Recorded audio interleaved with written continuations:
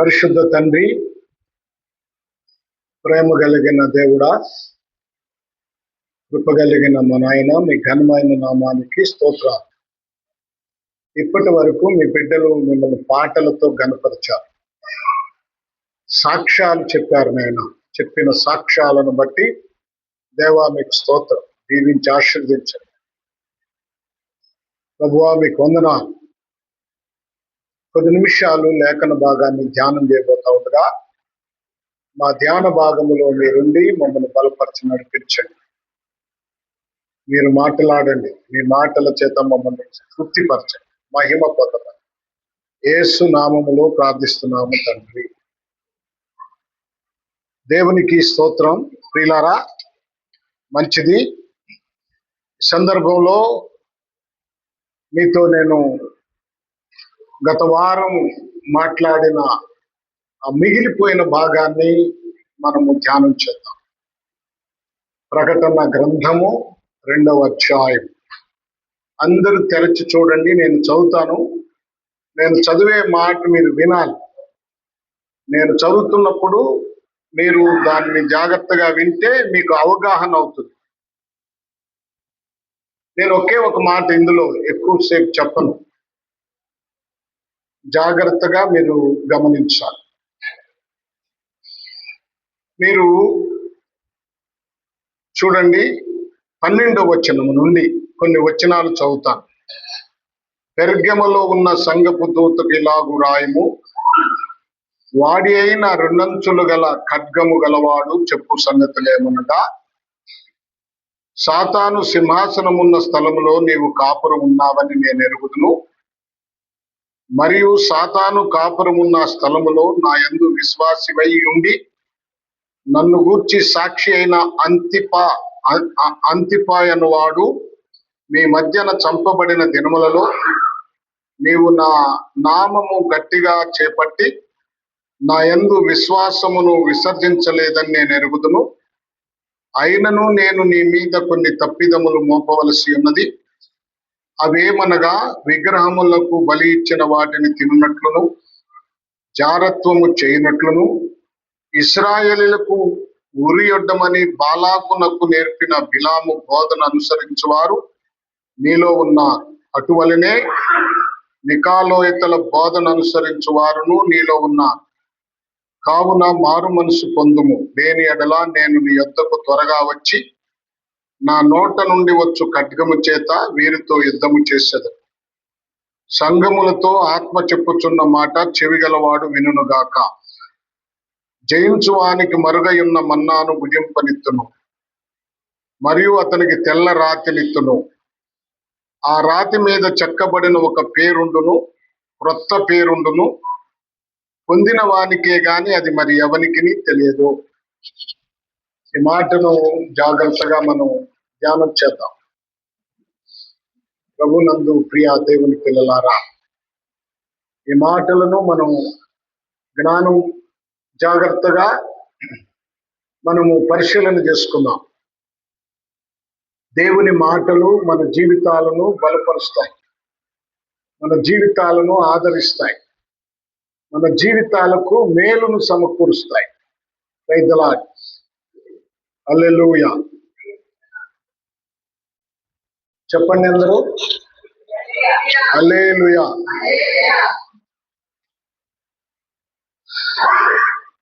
గత వారం మీకు ఈ పెర్గములో ఉన్న సంఘాన్ని గురించి చాలా విషయాలు చెప్పాను. పెర్గము అంటే అది గోపురం అని లేక ఒక దుర్గమని మీకు జ్ఞాపకం చేశాను. ఈ పెర్గములో ఉన్న సంఘపు దూతకు ఇలాగు రాయము అని లేఖనం చెప్తాం. ఇవన్నీ మీకు చెప్పాను నేను. ఇక్కడ విగ్రహారాధంతో కూడిన స్థలము, గ్రీకు దేవత అయినటువంటి ద్విపతి ఎథెనై, కొంతమంది 2 భర్తలు కలిగిన దేవత అని చెప్తారు. ఆ తర్వాత ఎస్క్లీపియన్ దేవత ఆరాధన ఉంది. ఈ ఎస్క్లీపియన్ కు సర్పము అనే స్నేహితుడు ఉన్నాడు కనుక ఆ ఆరాధనకు లేక ఆ దేవతకు సాతాను అని పేరు పెట్టారు. రోమా చక్రవర్తి అయిన కైసరు ఆరాధన ఉంది అక్కడ, వ్యక్తిగత ఆరాధన. తర్వాత నిమ్రోదు ద్వారా ప్రారంభింపబడిన బాబెల ఆరాధన ఉంది. ఉత్తరం రాసిన వాడు రెండంచుల వాడిగల ఖడ్గము కలిగిన వాడని మీకు చాలా విషయాలు చెప్పారు. ఆ తర్వాత మనం చూస్తే ఈ సంఘాన్ని దేవుడు మెచ్చుకుంటున్నాడు. ఎందుకంటే ఇలాంటి విగ్రహారాధన కలిగిన స్థలములో నీవున్నావు, సాతాను సింహాసనం ఉన్న చోట నీవున్నావు. ఈ ఎస్క్లీపియస్ అనే ఈ దేవత స్నేహితుడు సర్పము గనుక సాతాను అని పేరు పెట్టారు గనుక సాతాను సింహాసనం వేసుకుంది. ఇలాంటి స్థలములో వాళ్ళు ఉన్నారు. మరొక విషయం, ప్రాముఖ్యమైన విషయం ఏంటంటే ఆ సంఘములో అంతిప అనే ఒక భక్తుడు ఉన్నాడు. అంతిప అని ఒక భక్తుడు ఉన్నాడు. అతడు ఈ సంఘము ఎదుటే చంపబడినప్పటికీ యేసు ప్రభుని నమ్ముకున్నందుకు, యేసు ప్రభుని ఆరాధిస్తున్నందుకు చంపబడినప్పటికీ వారు విశ్వాసములో చెక్కు చెదరకుండా ఉన్నారు. ఇది గుర్తుపెట్టుకోవాలి. విశ్వాసములో వారు ఇంకా స్థిరులయ్యారు. మన జీవితాలు ఎలా ఉన్నాయో పరిశీలన చేసుకోవాలి. వారిలో ఒకరిని ప్రభుని నమ్ముకున్నందుకు చంపేశారు. అదంతా సంఘమంతా కన్నులారా చూసింది, విన్నది. ఆ టైంలో వాళ్ళు చెదిరిపోవాలి, భయపడాలి. కానీ వారు భయపడకుండా ధైర్యంగా ఇంకా యేసు ప్రభు నామమును ప్రకటిస్తూ ఉన్నారు. ఎరగను అనలేదు. ఆ తర్వాత మనం చూస్తే ఇక్కడ దేవుడు కొన్ని విషయాలు చెప్తున్నాడు. సంఘమంతా బాగలేదు. సంఘములో కొందరు బలహీనులు ఉన్నారు. సంఘములో అందరూ భక్తిగా లేరు. కొందరు భక్తిహీనులు ఉన్నారు. ఆ భక్తిహీనులతో దేవుడు చెప్తున్నాడు, నేను కొన్ని తప్పిదములు మీ మీద మోపవలసి ఉన్నది. అదేమిటంటే విగ్రహములకు బలి ఇచ్చిన దాటిని తింటున్నారు వాళ్ళు. మరోసారి విగ్రహముల జోలికి వెళ్తున్నారు. విగ్రహాలకు బలిచ్చిన వాటిని తింటున్నారు. విగ్రహాలకు సంబంధించిన వ్యక్తులుగా ఉన్నారు. అంతిప అనేవాడు చనిపోయినప్పుడు కూడా వారిలో ఆ సంఘములో కొంతమంది స్థిరంగానే ఉన్నారు. కానీ కొంతమంది ఏం చేస్తున్నారు, విగ్రహములకు బలి ఇచ్చిన వాటిని, విగ్రహార్పితమైన దానిని తింటున్నారు. అర్థమైందా? అది దేవునికి చాలా బాధకరంగా ఉంది. విగ్రహాలకు జోలికి వెళ్ళకూడదు. ఇప్పుడు వ్యభిచారము అనేది మనం ఏం ఆలోచన చేస్తామంటే, ఒక స్త్రీకి పెళ్ళైన తర్వాత ఆ పెళ్ళైన పురుషుడు కాకుండా ఇంకొక పురుషుడితో సంబంధం ఉంటే ఆమె వ్యభిచారి అని అంటాం. లేక ఒక పురుషుడు పెళ్ళైన తర్వాత తన భార్యతో కాకుండా ఇంకొక స్త్రీతో అక్రమ సంబంధం ఉంటే ఆ పురుషుణ్ణి వ్యభిచారం చేయుచున్నాడు అంటాం. కానీ ఇక్కడ ప్రాముఖ్యమైన విషయం ఏమిటంటే అవి తప్పు, శరీర సంబంధమైనవి తప్పు. కానీ ఇక్కడ ఆత్మ సంబంధమైన విషయాలు చెప్తున్నాడు. నీవు విగ్రహాల జోలికి, విగ్రహాలతో సంబంధం ఉండకూడదు. అది ఏ విగ్రహమైనా సరే. ఒక్క మాట మీరు చూస్తారా?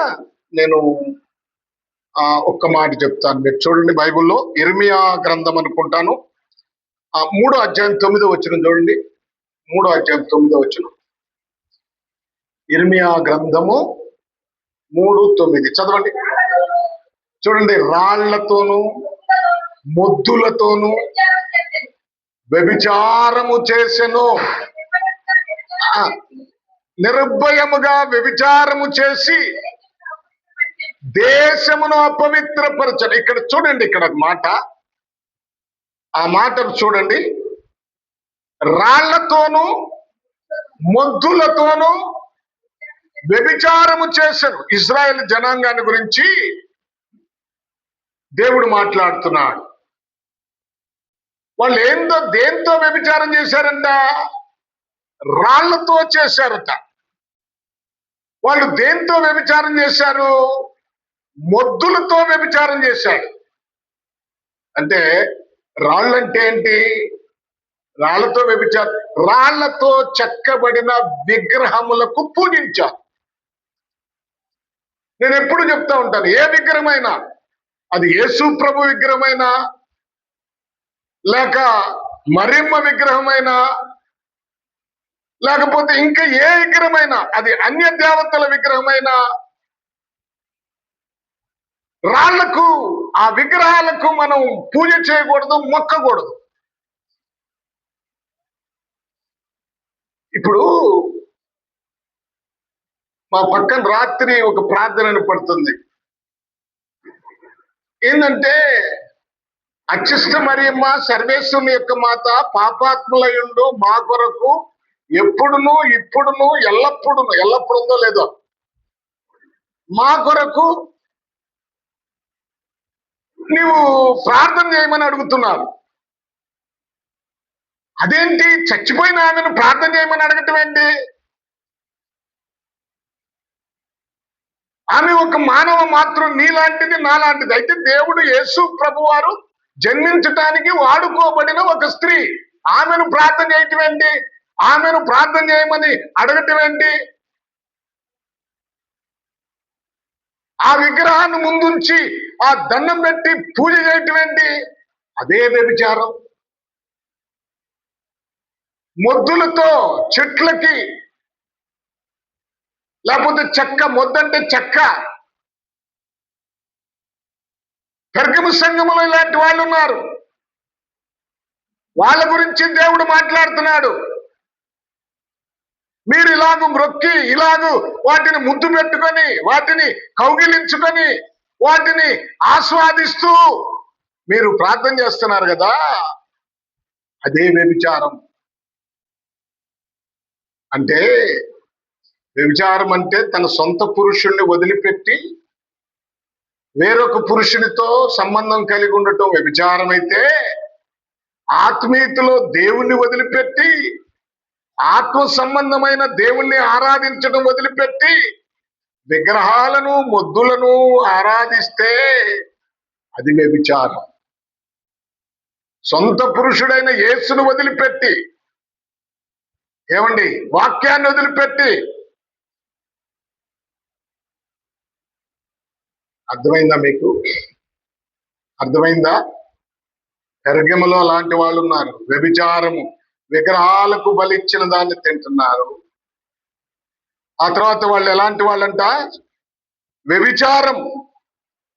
ఏమన్నాడు? విగ్రహాలకు బలిచ్చిన వాటిని తినుటయు జారత్వము చేయునట్లు. జారత్వం అంటే ఇదే, నేను ఇప్పుడు చెప్పానే అదే. అలాంటి విశ్వాసంలో ఉండకూడదు, మారాలి. ఎంత చెప్పినా నువ్వు మారకపోతే, ఎంత చెప్పినా నీకు మార్పు రాకపోతే, రేపు జవాబుదారి నీవే పరలోకంలో, ప్రభు సింహాసనం ఎదుట. పరలోకంలో కాదు, ఆయన సింహాసనం ఎదుట రేపు నీకు తప్పకుండా శిక్ష విధించబడుద్ది. నేను కూడా ఆ విగ్రహాల బ్యాక్గ్రౌండ్ లోనే వచ్చేవాడు. నేను కూడా చెప్పాలి, నాకన్నా ఎక్కువ ఎవరు చెప్పేవాళ్ళు కాదు. నేను ఆ గుడిలో నుంచి, దానిలో నుండి బయటకు వచ్చిన వాడినే. మార్టిన్ లూథర్ గారు ఎందుకు బయటకు వచ్చాడు? ఎక్కడి నుంచి వచ్చాడు ఆయన? ఆ భయంకరత్వాన్ని, ఆ పాపాన్ని చూడలేక ఆయన బయటకు వచ్చాడు. అలాగే మార్టిన్ లూథర్ గారిని గౌరవించే మనందరం కూడా అలాంటి జీవితం నుంచి బయటికి రావద్దా? ఇక్కడ మరలా అంటాడు, చూడండి, మీరు అంతిపాన్ని చనిపోయినప్పుడు కొంతమంది ధైర్యం, కొంతమంది, అందరు కాదు, సంఘాల్లో కూడా కొంతమందే ఉంటారు. కొంతమంది వాక్యాన్ని అర్థం చేసుకొని మార్పు చెందుతారు. కొంతమంది అసలు మారు మనసు పొందరు. అసలు వాళ్ళకి సిగ్గే ఉండదండి. నాకెందుకో అర్థం కాదు. కొంతమందిని చూస్తే వారికి సిగ్గుండదు, లజ్జ ఉండదు, ఏమాత్రము ఏమీ ఉండదు. సైతాను వారి మనస్సులను, వారి హృదయాలను ఆ విధంగా కఠినపరుస్తాడు.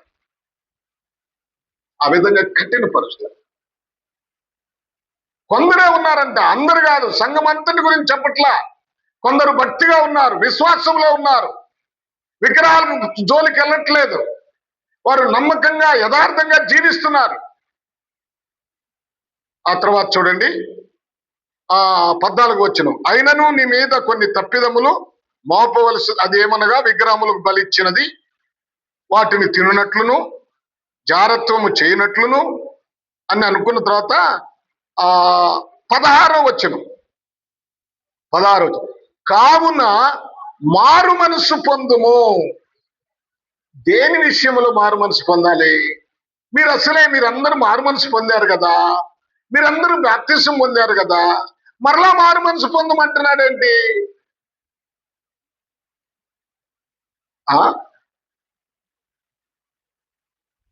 ఒక దైవజనుడు ఇలాగ బాధపడుతున్నాడు, నేను ఆత్మీయ విషయాలు నేర్చుకున్నాను, ఈ సంఘంలోకి వచ్చిన తర్వాత వీళ్ళను చూసినప్పుడు, వీళ్ళు ప్రవర్తన చూసినప్పుడు నేను చాలా వేదన చెందుతున్నాను, మనసును ముచ్చుకుంటుంది. సంఘంలోకి తాగుబోతులు వచ్చి కూర్చొని పెత్తనం చేస్తుంటారు, ఇష్టం వచ్చినట్ల మాట్లాడి ఏమాత్రము భయం లేకుండా బ్రతుకుతున్న స్త్రీలు వచ్చి పెత్తనం చేస్తారు. ఆ సంఘం అలాంటిది. అక్కడికి వెళ్ళినప్పుడు నొచ్చుకోవటం తప్ప ఇంకేముండదు. వాళ్ళు చెప్తారు, ఇంక చాలే ఆపోయా నీ ప్రార్థన, ఇంక చాలే ఆపోయా వాక్యము, ఎంత చెప్తావయ్యా. చూడండి, బాధ, వేదన. ఒక్కోసారి నేను కూడా అనుకుంటా, కొంతమంది ప్రవర్తన చూసి ఏళ్ళకా నేను వాక్యం చెప్తుంది. నిన్న పెదరావురి సంఘంలో ఒకళ్ళు అదేంటి నాగపట్నం వెళ్ళారు. వాళ్ళు వెళ్ళిన వాళ్ళు నాకు తెలియదు, అసలు వాళ్ళు వెళ్ళారని తెలియదు, వాళ్ళు అక్కడ ఉన్నారని తెలియదు. ఒక వీడియో వచ్చింది, నాకు వచ్చింది. ఆ అమ్మాయి మోకాళ్ళ మీద ఇసుకలో నడుస్తా ఉంది నా దగ్గర వీడియో. ఆ వీడియో చూసిన తర్వాత నేను చాలా సిగ్గుపడ్డాను. వాళ్ళకి లేదు సిగ్గు, నేను చాలా సిగ్గుపడ్డాను. వీళ్ళకా నేను వాక్యం చెప్తుంది, ఇలాంటి వాళ్ళకా నేను సంస్కార కార్యక్రమం ఇస్తుంది.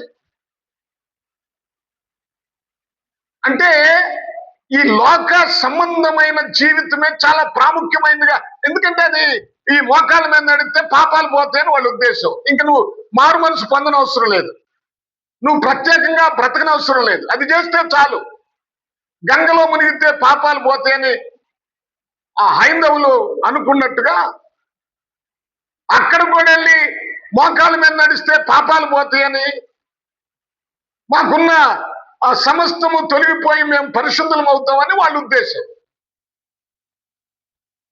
అందుకనే ప్రభు అంటున్నాడు, మీరు మారు మనసు పొందండి. మారు మనసు పొందాలి. మారు మనసు పొందటం అంటే నువ్వు ప్రత్యేకంగా ఉండాలి,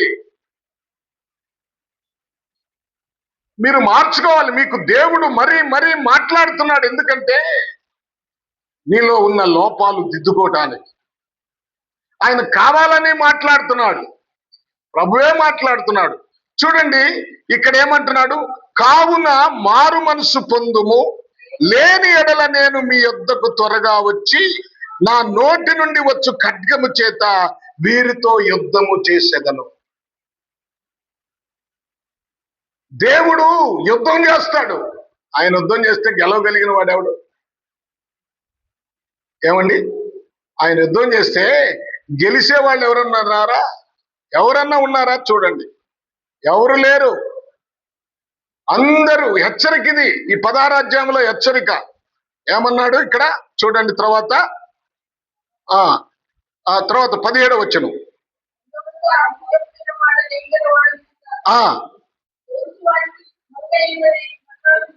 జయించువానికి అంటే జయించాలి. ఏమి జయించాలి? జయించువానికి అన్నాడు కదా. ఏ రాజ్యాన్ని జయించాలి మనం? ఏమండి, జయించటము దేనిని జయించాలంటే పెర్గమ సంఘంతో చెప్తున్నాడు, పాపాన్ని జయించాలి. ఏది జయించాలి అంటే, అమ్మా వినండి జాగ్రత్తగా, వాక్యం వినండి. మనం పాపాన్ని జయించాలి.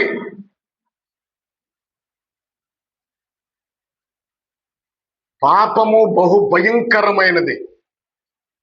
మీరు ఓపికగా వింటానంటే పాపము యొక్క రూపాలు చెప్తాను మీకు. పాపము ఎలాంటిదో బైబిల్లో ఏం చెప్తున్నదో నా సొంత మాటలు చెప్పండి. నా సొంత మాట ఒక్కటి కూడా చెప్పను. పాపము అనేది ఎంత భయంకరమైందో జయించాలి. పాపము సర్పము లాంటిది. సర్పం కరిస్తే ఏమవుద్దమ్మా? కీర్తనకారుడు 140వ కీర్తనలో 3వ మాటలో ఏమన్నాడు చూడండి. ఏమన్నాడు చూడండి. కీర్తనకారుడు 140వ కీర్తన. అమ్మా,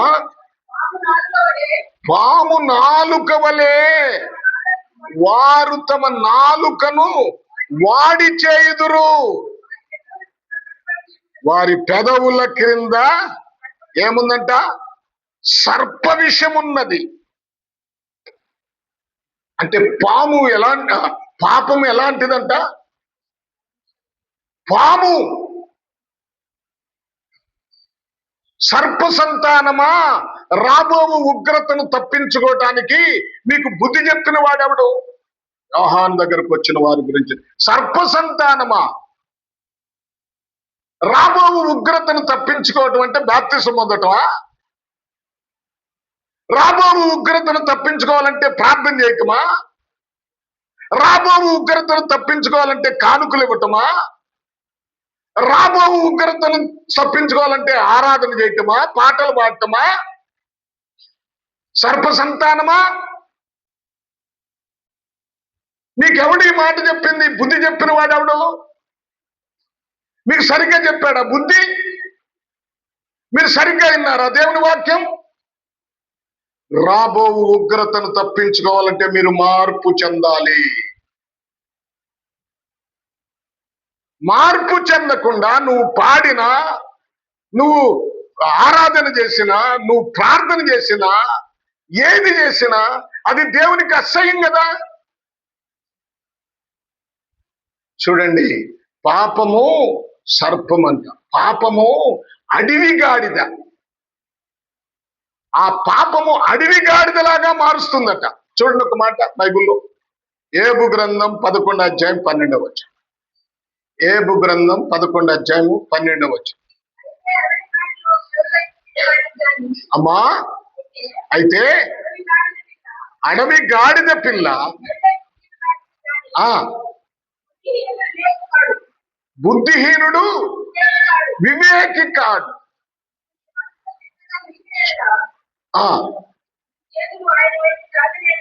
చాపిన ఎడల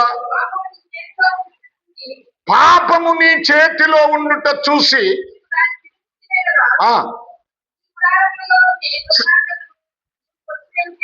నీ గుడారములో నుండి దుర్మార్గతను నీవు కొట్టివేసిన ఎడల, నీ దుర్మార్గతను నీ గుడారములో, పాపము నీ చేతిలోనే ఉంది, పాపము నీ బ్రతుకులోనే ఉంది. నీవు నిర్దోషి ఎలా అవుతావు? అడవి గాడిదవుతావు నువ్వు. పాపము అడవి గాడిదతో సమానం. అంటే పాపాన్ని నువ్వు మానుకోపోతే నువ్వు అడవి గాడిదతో సమానము. అర్థమైందా? పాపము ఎలుగుబంటుతో సమానం. వింటానంటే చాలా విషయాలు చెప్తాను నేను ఇక్కడ పాపాన్ని గురించి. పాపము దేనితో సమానము? ఎలుగుబంటుతో సమానం. దానియేలు గ్రంథం 7వ అధ్యాయము 5వ వచనం. 7వ అధ్యాయము 5వ వచనం చదవండి.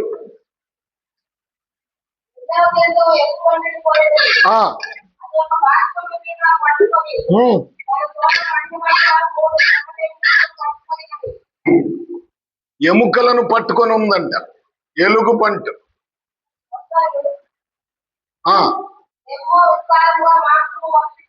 చూడండి, ఎలుగుబంటు, పాపము ఎలుగుబంటుతో సమానం. చూడండి, ఇంకో మాట కూడా చెప్తాను. పాపము పసర పురుగులతో సమానం. పసర పురుగు ఏం చేస్తుంది? అంటను తినేస్తుంది. సరే, చదవద్దు కానీ యోవేలు గ్రంథం 2వ అధ్యాయం 25వ వచనం ఇంటికెళ్ళి చదువు. పసర పురుగులు పంటను తినేస్తుంది. అలాగే పాపము నీ ఆత్మీయ జీవితాన్ని తినేస్తుంది, నీ విశ్వాసాన్ని తినేస్తుంది, నీ భక్తిని తినేస్తుంది. పాపం అంత భయంకరమైందనమాట. లోకములో విలువైనది, పరిశుద్ధమైనది దేవుని వాక్యం అయితే, లోకములో దుర్మార్గమైనది పాపం. ఆ పాపం ఇప్పుడు రుచిగానే ఉంటుంది. పాపం ఇప్పుడు సంపాదనగా ఉంటుంది. పాపం ఇప్పుడు ఆస్తిని కూడబెట్టొచ్చు. కానీ పాపము రేపు నిత్య నరకంలోనికి నెట్టుతుంది. ప్రభునందు ప్రియ, పాపం అంట నక్క జిత్తులు మారిదట. ఎన్ని బైబిల్లో ఉన్నాయే. నక్క ఏ విధంగా జిత్తులు మారిదో ఈ పాపం చేసేవాళ్ళు కూడా అన్ని ఎత్తులేస్తారు. ఎదుట వ్యక్తిని ఆ నక్క జిత్తులతో పడేస్తారు. యేసు ప్రభు వారు అంటాడు ఒకసారి, లూకా రాసిన సువార్త 13వ అధ్యాయము 32వ వచనంలో, ఈ చదువుతా పోతే అసలు విషయంలోకి మనం ఆగిపోతాం. ఆయన చదవండి, త్వరగా.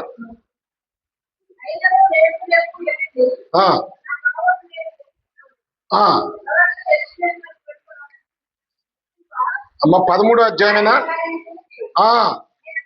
మీరు వెళ్ళి ఆ నక్కతో ఇలాగు చెప్పుడి, నేను దయ్యములను వెళ్ళగొట్టుచు, రోగులను స్వస్థపరచుచు,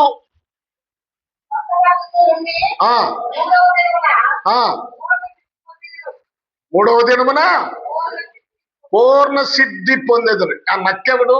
ఇక్కడ హేరోదు. వాడు పాపం, వాడు జీవించేది భయంకరమైన పాపం కదా. ఆ నక్కతో చెప్పు, ఆ పాపితో చెప్పు. పాపము నక్క లాంటిది, నక్క జిత్తుల మారి లాంటిది. పాపము తోడేళ్ళు లాంటిది. పాపం ఎలాంటిదంట? తోడేళ్ళు లాంటిది. తోడేలు ఎలాంటిదో పాపం కూడా అలాంటిది. పాపము అడవి కుక్క లాంటిది, పాపము సింహము లాంటిది. ఎవరిని మింగుదునా అని సాతానుడు తిరుగుతాడు. ఎవరిని మింగుతాడాడు? సాతానుడు పాపము చేసే వాళ్ళని పాపం అడవి కుక్క. మీరు ఇంటికి వెళ్ళిన తర్వాత చదువుకుంటే సామెతల గ్రంథం 26:11. పాపము తోడేళ్లు యోహాను 10:12. పాపము సింహం వంటిది కీర్తన 22:13. దానియేలు 7:14. పాపము పంది వంటిది. అంటే పాపం చేసే వాళ్ళని ఎవరితో పోల్చొచ్చు? పందితో పోల్చొచ్చు. వీటిని జయించాలి, జయించాలి, జయించాలని వాక్యం చెప్తుంది. ఆ మాట చూడండి, పేతురు రాసిన 2వ పత్రిక 2వ అధ్యాయము 22వ వచనం. 2వ అధ్యాయము 22వ వచనం ఉందా బైబిల్లో? ఒక్క తన వాంతికి తిరిగినట్లును కడగబడిన పంది బురదలో దొర్లుటకు దానికి ఇష్టం. పందికి ఎక్కడ ఇష్టం? ఏది ఇష్టం? బురదలో దొర్లుట ఇష్టం. ఆ బురద అంటే దానికి ఇష్టం. కడగబడిన పంది ఎంతన్నా శుభ్రం చేయి, దానికి సెంటు కొట్టు, అది వదిలిపెట్టగానే ఎక్కడికి వెళ్ళిపోద్ది? బురదలోకి వెళ్ళిపోద్ది, మురికిలోకి వెళ్ళిపోద్ది. కుక్క తన వాంతికి కక్కుంటది, ఆ కక్కిన దాన్ని మరలా ఏం చేస్తుంది? తింటుంది. కనుక పాపము పంది లాంటిది. పాపము అప్పు. ఎప్పటికైనా నువ్వు దానికి పాపం అంటే నువ్వు అప్పు చేస్తున్నావు. ఎప్పుడైనా దానితో వడ్డీతో సహా నువ్వు చెల్లించాల్సిందే. పాపానికి ప్రాయచిత్తం జరగాల్సిందే. మీరు ఒక మాట చూడండి, కొలసీలకు రాసిన పత్రిక 2వ అధ్యాయము 14వ వచనమా? చూడండి, కొలసీలకు రాసిన పత్రిక 2వ అధ్యాయము.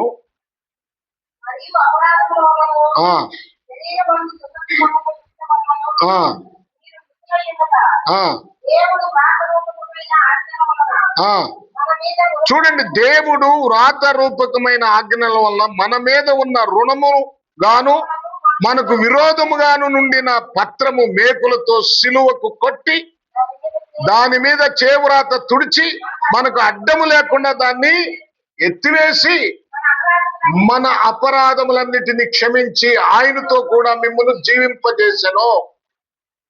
ఆయన ప్రధానులను అధికారులను నిరాయుధులుగా చేసి సిలువు చేత జయోత్సవంతో వారిని పట్టి తెచ్చి బాహాటముగా వేడుకకు సన్నపరచను.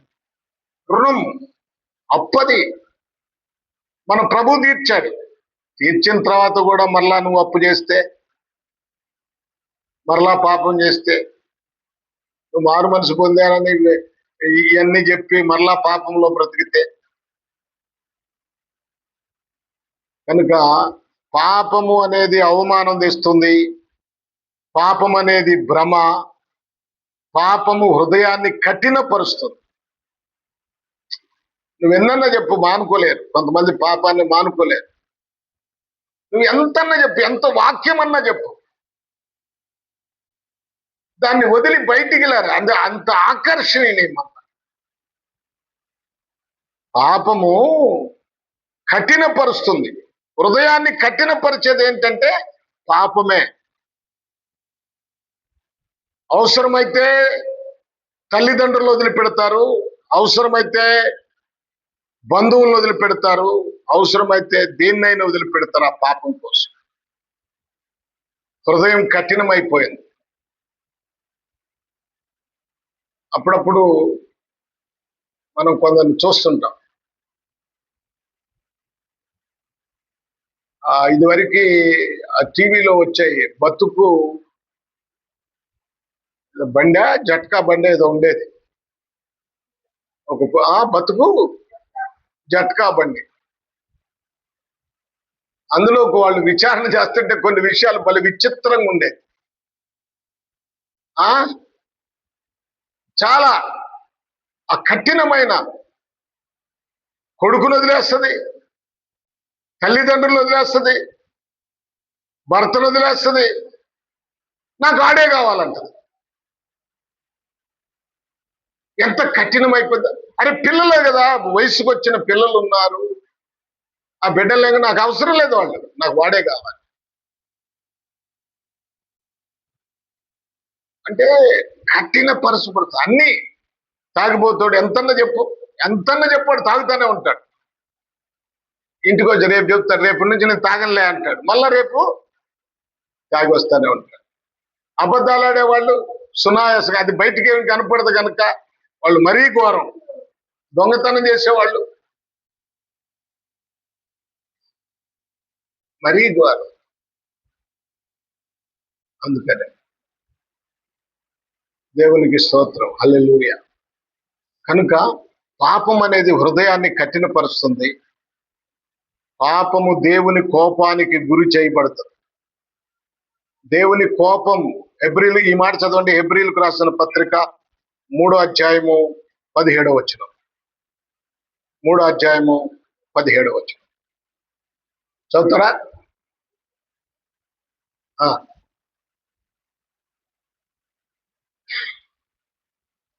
ఇంతసేపు తీశారిందమ్మా.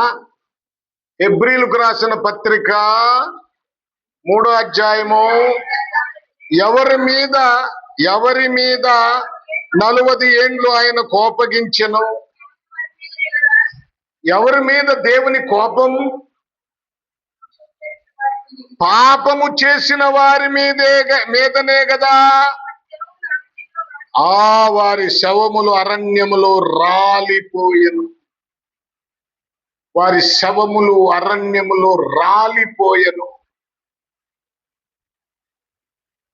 పాపము చేసిన వారి మీద దేవుని కోపం వస్తుంది, దేవుని ఉగ్రత వస్తుంది. పాపము చేసేవారు, ఇది ప్రాముఖ్యమైన మాట. మీరందరూ ఉదయం సాయంత్రం ప్రార్థన చేస్తున్నారు, చాలా సంతోషం.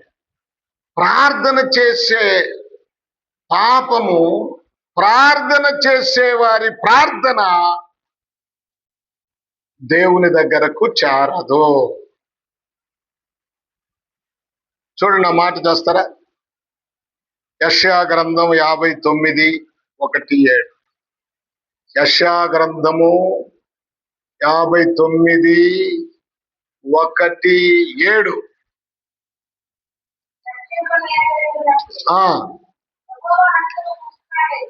ఈ జాగ్రత్తగా వినాలి. రక్షింపనేరకుండునట్లు యెహోవా హస్తము కురుచ కాలేదు,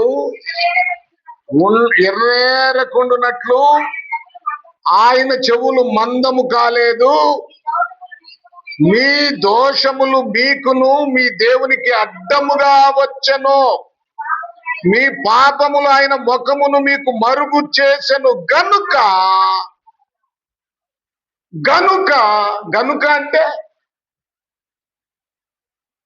అంటే మీ దోషాలు, గనుకంటే మీ పాపాలు. మీరు జాగ్రత్తగా వినండి, ఆ మాట అండర్లైన్ చేసుకోండి. మీ ప్రార్థన గనుక ఆయన ఆలకింపుకున్నాడు. నువ్వెంత అరిచినా, ఎంత కేకలు పెట్టినా, ఎంత గోజాడినా, అయ్యా అయ్యా అయ్యా అన్నా కూడా ఆయన వినడు. ఎందుకని?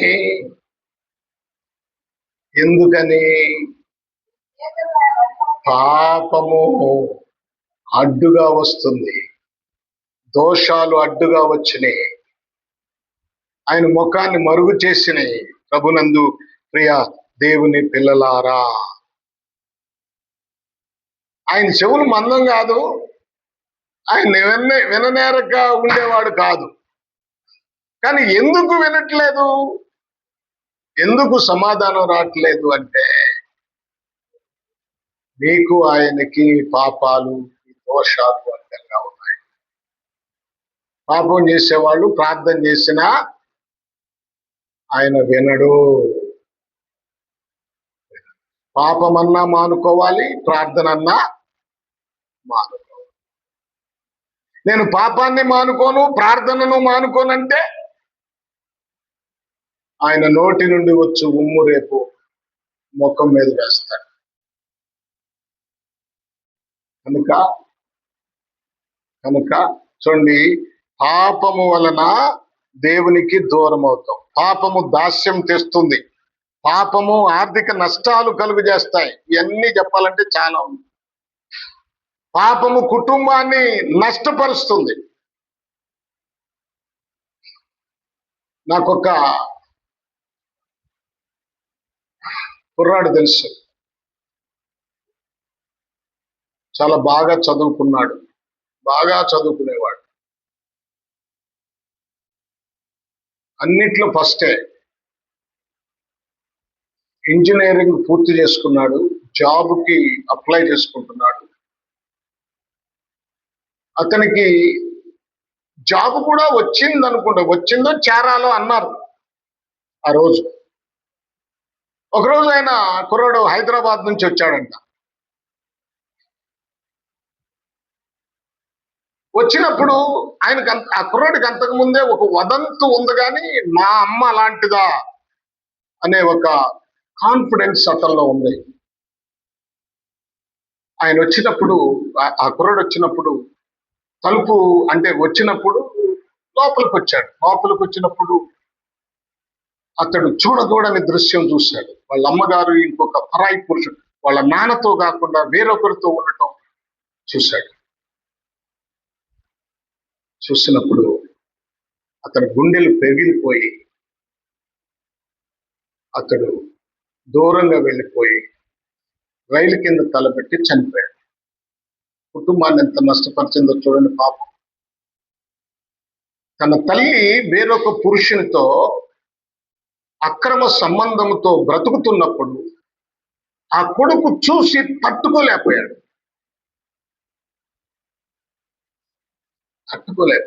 అందుకనే తను వెళ్ళి ఆత్మహత్య చేసుకుంది. పాపము కుటుంబాన్ని నష్టపరుస్తుంది. పాపము, విలాప వాక్యాలు 5:7 చూడండి. ఇవన్నీ టైం అయిపోతుంది కనుక నేను తొందరగా ముగించాలి. విలాప వాక్యాలు 5:7.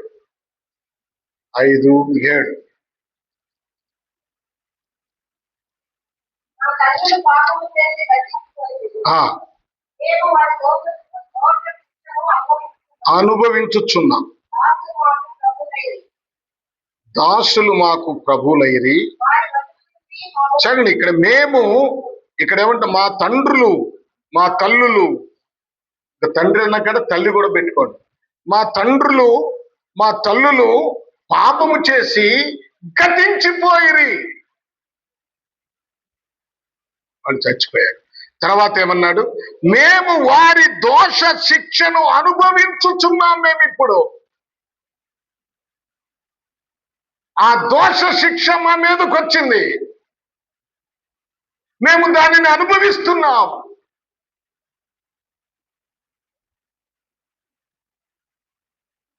ప్రభునందు ప్రియులారా, ఇదే విషయాలు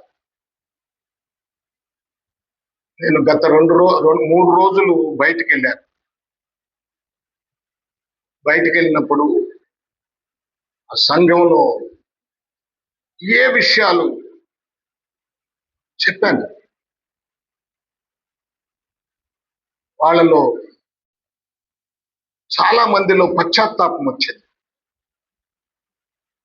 కొంతమంది అయిపోయిన తర్వాత, ఈ మాటలన్నీ చెప్పిన తర్వాత భోజనం చేసేటప్పుడు కొంతమంది వాళ్ళ పాస్టర్ గారి దగ్గరికి వెళ్ళి కన్నీటితో పశ్చాత్తాపడిన సందర్భం ఆ పాస్టర్ గారు తెలియజేశాడు.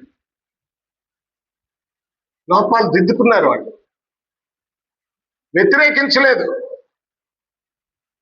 ఇట్టటువంటి తీసుకొచ్చామని అడగలేదు. పాస్టర్ గారు ఇంకా 2 రోజులు ఈ పాస్టర్ గారితోనే వాక్యం చెప్పించండి అని అడిగారు. ప్రభునందు ప్రియ దేవుని, ఇలాంటి వాక్యాలు చెప్పేవాళ్ళు పొదువైపోయారు. ఈరోజు సంఘంలో ఏమన్నా ఎదురు తిరుగుతారేమో, వాళ్ళు నొచ్చుకుంటారేమో, మనకిచ్చే కానుకలు మనకివ్వరేమో, ఈ మాటలు చెప్తే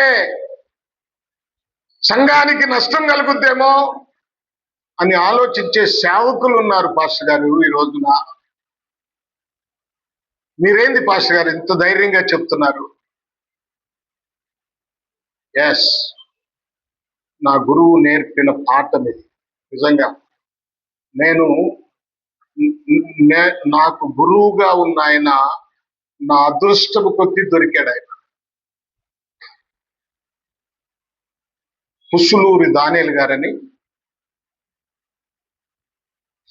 ఆయన నా అదృష్టం కొద్ది దొరికాడు. ఆయన భార్యకి కొంచెం క్యాస్ట్ ఫీలింగ్ ఉంది, ఆయనకి లేదు. ఆయన ఒకటే మాట అనేవాడు, ఎవడు నేర్చుకుంటాడో వాడే నా శిష్యుడు, ఏ క్యాస్ట్ అయితే నాకెందుకు. ఆయన భార్య అనేది ఏంది ఆయన అంటేసుకొని తిరుగుతారు మన వాళ్ళు ఎంతమంది ఉంటే అంటే, ఆయన ఒకటే మాట అన్నావు, ఎవడు నేర్చుకోవాలనుకుంటాడో, ఎవడు బాగుపడతాడో, ఎవడు ఆసక్తి చూపిస్తాడో వాడిని నేను హత్తుకుంటాను. నేను బాగా నేర్పాడు నాకు. ఆ తర్వాత దొరికిన ఆయన కూడా. కనుక ఇలాంటి బోధలు చెప్పాలంటే చాలా మందికి ఇష్టం ఉండదు, వినటానికి విశ్వాసులకు ఇష్టం ఉండదు. వాళ్ళకి ఏ కాడికి నీ ఉద్యోగంలో నువ్వు ఆశీర్వదించబడతావు, నీ పిల్లలకు మంచి ఉద్యోగం వస్తుంది, నువ్వు ఇంకొక అంతస్తు కడతావు, నువ్వు అమెరికా వెళ్తావు, నువ్వు లండన్ వెళ్తావు, నీ పిల్లలు ఈ విధంగా సంపాదిస్తారు. ఈ బోధలు చెప్తే చాలా సంతోషిస్తారు, చాలా కానుకలు ఇస్తారు. చూడండి, ఆ బోధలు నేను చెప్పలేను, నా వల్ల కాదు. మీరు బాగుపడాలని, మీ జీవితాలు సరిచేయబడాలని, ప్రభు వచ్చినప్పుడు మీరు పరలోక మహిమలో ఆనందముతో నన్ను అక్కడ జ్ఞాపకం చేసుకోవాలని నా కోరిక. మా సేవకుడు ఇలాంటి బోధలు చెప్పబట్టే కదా నేను ఇక్కడ సంతోషంగా ఉన్నాను. నా బ్రతుకును మార్చుకోబట్టే కదా, నన్ను నేను దిద్దుకోబట్టే కదా నేను ఇక్కడ పరలోక మహిమలో ఉన్నాను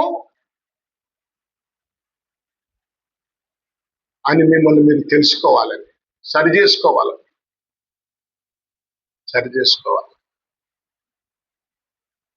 దేవుడు మీతో మాట్లాడుతున్నాడు.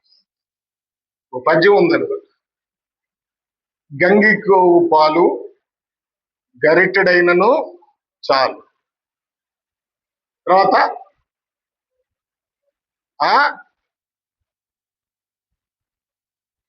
ఏం పాలు కడవుడైననేమి, గాడిద పాలేగా, అదేదో కర్మపాలు. కడవడైనని ఏమి, గరిటైనైనా గంగిగోవు పాలు చాలన పద్యం అనమాట. అది నీతి మనకు నేర్పిస్తుంది. సంఘములో తమ జీవితాలను దిద్దుకొని ప్రభు రాకడకు ఎదురు చూసేవారు నలుగురున్నా చాలు. ఒక మందను పోగేసుకొని నరకానికి వెళ్ళేవాళ్ళు, బ్రతుకులు దిద్దుకోకుండా ఇష్టానుసారంగా పెత్తనం చేసేవాళ్ళు, ఒక గుంపు, పెద్ద గుంపు ఉన్న ప్రయోజనం ఏముంది? దానివల్ల ఉపయోగం ఏముంది? ఉందంటారా? వాక్యాన్ని సరి చేసుకోకుండా, వాక్యం ద్వారా సరి చేసుకోకుండా, వాక్యం ద్వారా దిద్దుకోకుండా నీ ఇష్టం వచ్చినట్లుగా నువ్వు ప్రవర్తించే వాళ్ళు ఎంతమంది ఉంటే సంఘం, నా సంఘంలో ఎంతమంది ఉన్నారని చెప్పుకోవటం తప్ప ప్రభు కోసం బ్రతికేవారు ఎంతమంది ఉన్నారు? వాక్యం ద్వారా దిద్దుకొని బ్రతికే వాళ్ళు ఎంతమంది ఉన్నారు? మారు మనసు పొందు జయించువానికి అన్నాడు. ఏమి జయించాలి? పాపాన్ని జయించాలి. పాపము ఎన్ని రూపాలుగా ఉంది? పాపము ఇంకా ఉన్నాయి, చాలా చెప్పొచ్చు నేను. లోక మర్యాదను అనుసరిస్తుందంట పాపం. 1-2 వచనాలు చదివించి నేను ముగిస్తాను. చూడండి, మొట్టమొదట యోహాను రాసిన మొదటి పత్రిక, యోహాను రాసిన మొదటి పత్రిక 5వ అధ్యాయం 4వ వచనం చూడండి.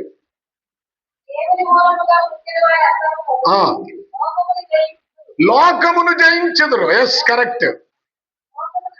దేవుని మూలముగా పుట్టిన వారందరూ ఏమి జయిస్తారు? లోకాన్ని జయిస్తారు. లోకాన్ని జయిస్తారు. తర్వాత ఏముందమ్మా? లోకమును జయించిన విజయము మన విశ్వాసమే. దేవుని మూలంగా పుట్టావా? నువ్వేదో మనుషులు చూసి ఏదో నేను క్రైస్తవుని గనక, నేను కూడా ప్రార్థనకి వెళ్ళాలి గనక, మా వాళ్ళందరూ వెళ్తున్నారు గనక నేను కూడా ప్రార్థనకి వెళ్ళాలి అని అనుకొని నువ్వు వచ్చి ఇక్కడ బాప్తిసం పొందావా? దేవుడు నిన్ను దర్శించి వాక్యము చేత నీ పాపములను కెలికి నిన్ను బయటికి తీసుకొచ్చింతే నువ్వు బాప్తిసం పొందావా? నువ్వు దేవుని మూలంగా పుట్టావా? లేకపోతే అందరు తీసుకున్నారు, వాళ్ళు తీసుకున్నారు, నేను తీసుకోకపోతే ఎట్టా అని తీసుకున్నావా? ఎలా తీసుకున్నావు బాప్తిసము?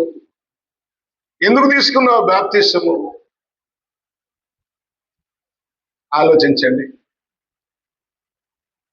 రోమపత్రిక ఇవి ఒక్కటి చదవండి. రోమపత్రిక 12వ అధ్యాయము 2వ వచనం.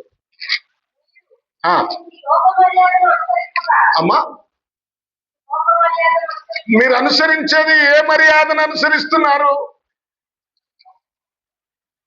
లోక మర్యాదను అనుసరిస్తున్నారా? దేవుని వాక్యాన్ని అనుసరిస్తున్నారా?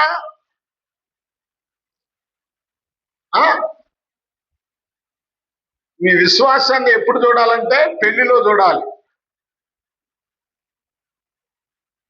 ప్రధానం వచ్చినప్పుడు చూడాలి, ప్రధానాన్ని తీసుకొచ్చినప్పుడు చూడాలి. మీ విశ్వాసం ఎప్పుడు చూడాలి? భ్రష్టులు అన్నమాట. నిజంగా వీళ్ళు విశ్వాసులా? వీళ్ళు క్రైస్తవులా? వీళ్ళు మారు మనసు పొందిన వాళ్ళ? వీళ్ళు బాప్తిసం పొందిన వాళ్ళ? ఎంత అసహ్యం! లోక మర్యాద, లోకములో వాళ్ళు చేశారు కనుక, వీళ్ళు చేశారు కనుక, వచ్చిన చుట్టాల కోసం, లేకపోతే ఇంకోటి దేనికోసం. ఆలోచించండి. మీరు ఆలోచించుకోండి, నేను చెప్తున్నానని కాదు. తప్పు మీరు చేస్తా నా చేత కూడా చేయించడానికి ప్రయత్నిస్తారు కొంతమంది, అందరూ కాదు. మీరు తప్పు చేసింది కూడా గాక నా చేత కూడా తప్పు చేయించాలని ప్రయత్నిస్తారు కదా. సేవకుడినన్నా వదిలిపెడదాము, నేనంటే చెడిపోయాను, నా సేవకుడిని నేను ఎందుకు చెడగొట్టాలి, ఆయన ఎందుకు ఈ రొచ్చులోకి దించాలి అనే ఆలోచన చాలా మందికి తక్కువ, చాలా మందికి తక్కువ. అలాంటి సమయంలో చూడాలి, పాస్టర్ గారు ఆడే కూర్చొని ఉంటారు, వీళ్ళ వేషాలన్నీ కనపడుతుంటాయి.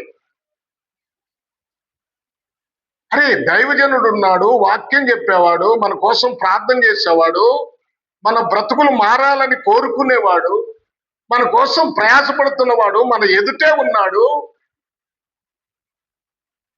అనే భయం అన్నా కొంచెం అన్నా ఉంటుందంటే అది కూడా లేదు. దాన్ని ఏమంటారు చూడు, ఏమంటారు, ఏదో అంటారు కదమ్మా లోకరీత్యా, ఇది చేసిన రకాలు ఏంటంటే వాళ్ళు అన్ని ఇడిచేశారు. సిగ్గు, లజ్జ, మానం, మర్యాద, ఇవన్నీ అవసరమా? దేవుని బిడ్డకు వాక్యములు ఎక్కడన్నా ఉన్నాయా? వాక్యములు ఎక్కడున్నాయా? యవనస్తులైన పిల్లలైనా నేర్చుకోండి. రాబోయే యుగం మీరు, రాబోయే తరం మీది, మేము పోతాం. ఆ మాదిరి మీరైనా చూపించండి. పరిశుద్ధత. ప్రభు ఎలాంటి వాడంట? పాపులలో చేరక ప్రత్యేకంగా ఎక్కడుంటది? హెబ్రీలకు రాసిన పత్రిక చూడండి. గుర్తొస్తున్నాయి కానీ మరి చూపించాల్సి వస్తుంది, ఏం చేస్తాం? హెబ్రీలకు రాసిన పత్రిక 4వ అధ్యాయమా? చూడండి, 4వ అధ్యాయం. ఉండండి.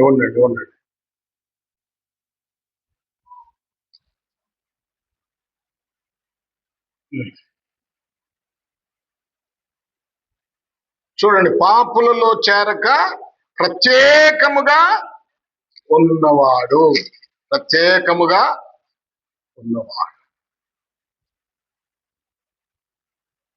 గుర్తురాట్లా నాకు, అదే ఉంటది. ప్రధాన యాజకుడు అంట ఆయన, మన ప్రధాన యాజకుడు. చూడండి, ప్రయత్నం చేస్తాను. 4:14 చూడండి. 4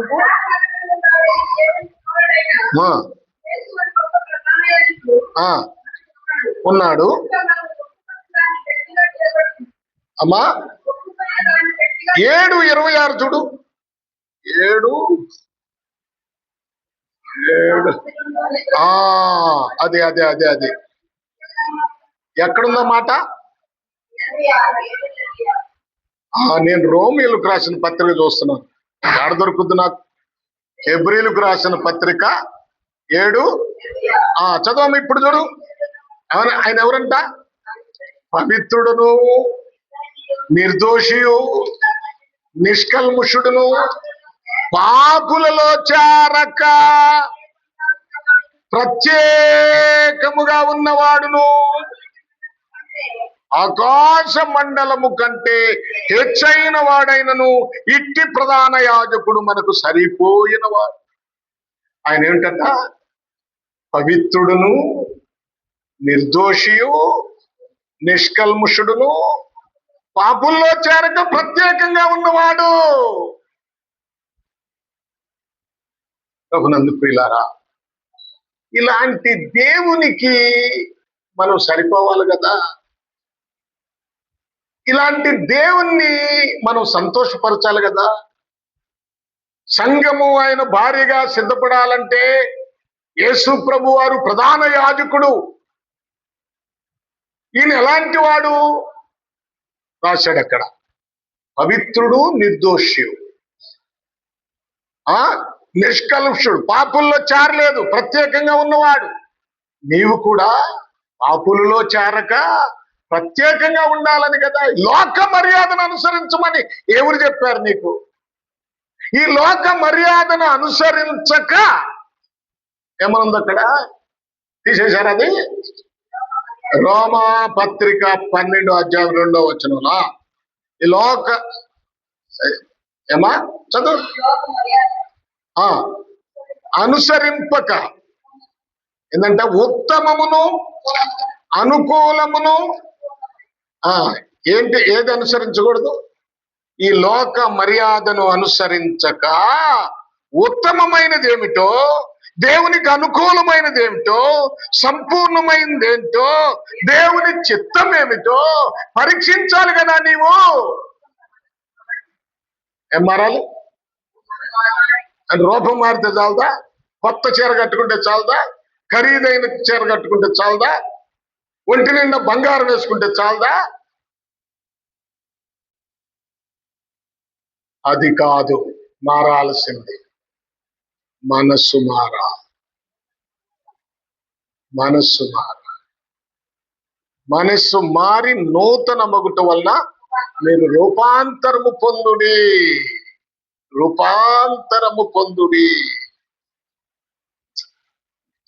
ప్రభునందు ప్రియ దేవుని పిల్లలు, విశ్వాసిగా పెర్గము సంఘములో దేవుడు హెచ్చరిస్తున్నాడు. జయించాలి. నేను లోకాన్ని జయించాలి, సాతాన్ని జయించాలి, అదే పాపాన్ని జయించాలి. జయించిన వారికే మరుగై ఉన్న మన్నా. ఆ మన్నా ఏంటో తర్వాత చెప్తా. మరుగై ఉన్న మన్నా ఏమిటో, తెల్లని రాయేంటో తర్వాత చెప్పుకుందాం. ఇప్పుడు చెప్పడానికి టైం లేదు కనుక ఇప్పుడైనా విన్న మాటలను బట్టి అయినా మిమ్మల్ని మీరు పశ్చాత్తాపడండి, లోపాలను దిద్దుకోండి. ప్రభు చూస్తున్నాడు. మన మధ్యలో పరిశుద్ధాత్మ దేవుడు ఉన్నాడు. నీ అంతరంగంలో ఏముందో నాకు తెలియదు, నా అంతరంగంలో ఏముందో మీకు తెలియదు. మన అంతరంగాలను పరిశీలించే దేవుడు పరలోకమందు ఉన్నాడు. ఆయన చూస్తున్నాడు కనుక ఆయన సన్నిధిలో పశ్చాత్తాపడండి. మీ లోపాలు ఒప్పుకోండి, మీ పాపాలు ఒప్పుకోండి, పశ్చాత్తాపడండి, పరిశుద్ధులుగా బ్రతకండి, ప్రభు కోసం నిరీక్షణ కలిగి ఉండండి. ప్రార్థన చేసుకుందాం. ప్రభువా మీకు స్తోత్రాలు ఆయన, ప్రభువా మీకు స్తోత్రాలయ్యా, స్తోత్రాలు. ప్రార్థన చేయండి అమ్మా. అందరూ కన్నీటితో ప్రార్థన చేయాలి. మీ లోపాలు ఒప్పుకోవాలి, మీరు పశ్చాత్తాపడాలి, ప్రభువా క్షమించమని అడగాలి. అడగండి. ప్రభువా క్షమించు. చెప్పబడిన వాక్యమును జ్ఞాపకం చేసుకుంటూ ప్రార్థన చేసుకుందాం. జయ మా దేవి ప్రార్థన.